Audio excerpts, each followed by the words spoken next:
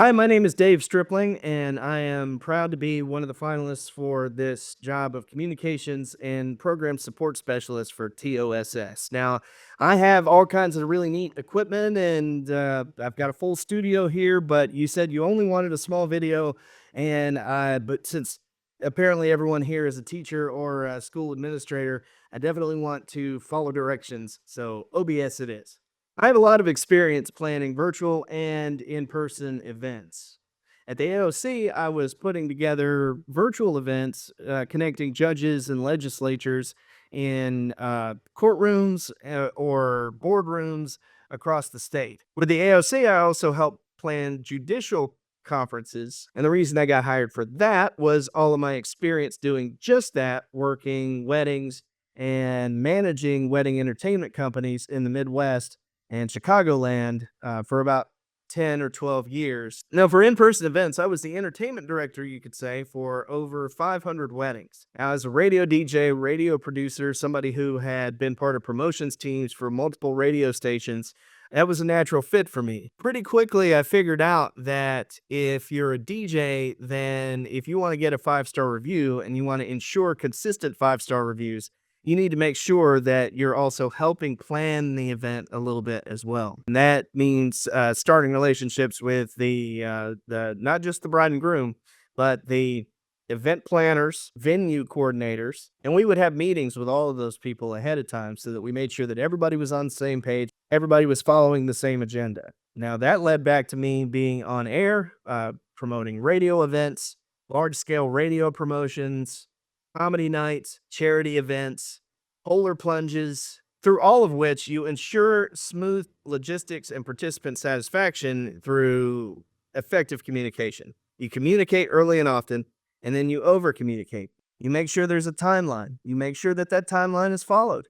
You make sure that you can improvise when that timeline goes wrong.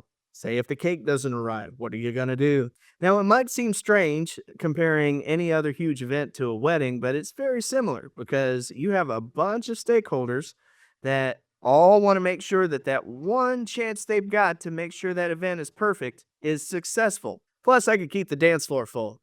As far as ensuring participant satisfaction, I would have clients ask me in sales meetings, well, how can you guarantee that there is a perfect wedding, that this is going to go perfectly for me? I'd always be honest. I'd say, well, there's no guarantee, but if you have somebody with experience that has done over 500 of these events and other comedy nights and promotions and all of that stuff, then you have somebody who can anticipate when things are going to go wrong. And if you're communicating effectively with all the stakeholders and you're following up afterwards with cards and letters and thank yous and keeping those relationships going, then you're going to learn from everyone and you're going to make sure that the next one is that much more perfect than the last one. As far as the challenges of working independently, when I had my own morning show at X Country 1065, I was everything. I had no staff. I was the program director. I was the promotions director. I was doing music. I was scheduling that music. I was talking to the music reps. I was doing every single thing that I could. I'm an extremely resourceful person. So I reached out to all the other morning show hosts that I could find. I also reached out to local community organizations, the animal shelters, the animal rights people, the mental health hospitals. I had a mental health Monday. We also were an unrated market, so we didn't have necessarily marketing data that said that certain people were listening, but we had the attendees at those events.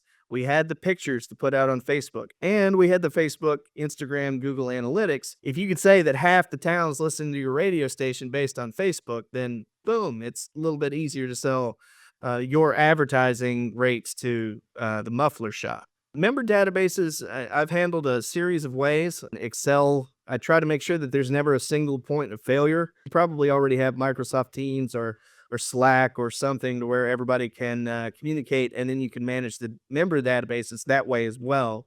You can also manage payment through the websites. I go through PayPal, create a PayPal business account, and they back everything up in case there's any fraud.